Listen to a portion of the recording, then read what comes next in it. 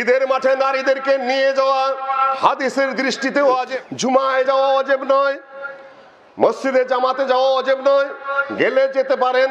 লা তামনাউ মা আল্লাহিল মাসাজিদ, মহিলারা যদি মসজিদে যেতে চায় সালাত আদায় করতে, হে পুরুষেরা তাদেরকে তোমরা বাধা দিও না, যেতে পারে, অনুমতি দিতে হবে, যদিও ঘরে সালাত আদায় করা উত্তম।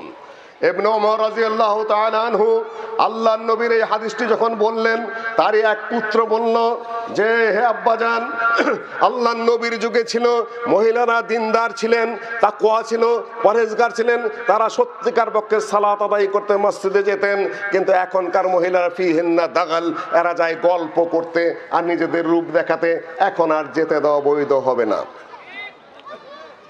ঠিক বললে হাদিসের বিরুদ্ধে চলে যাবে, এত তাড়াতাড়ি ঠিক ব্যাঠিক বলেন না, কেন আমাদের বক্তাদের এখন একটা বদ অভ্যাস হয়ে গেছে, কোরআন হাদিসের কথা বলে পাবলিককে না বলে বলে কি ঠিক না ব্যাঠিক, পাবলিক বলে ঠিক কিংবা ব্যাঠিক। পাবলিক যদি ঠিক আর ব্যাঠিক বললো তাহলে কোরআন কেন হাদিস কেন? কাজেই এটা আহলে হাদিসের প্রোগ্রাম, অত দ্রুত ঠিক ব্যাঠিক বলা যাবে না। কোরআন যদি ঠিক বলে সেটা ঠিক, হাদিস যদি ঠিক বলে সেটা ব্যাঠিক, আর হাদিস ঠিক বললে ঠিক, ব্যাঠিক বলে ব্যাঠিক, না হলে আমার আপনার ঠিক ব্যাঠিক বলার কোনো অধিকার শরীয়তের মধ্যে নেই।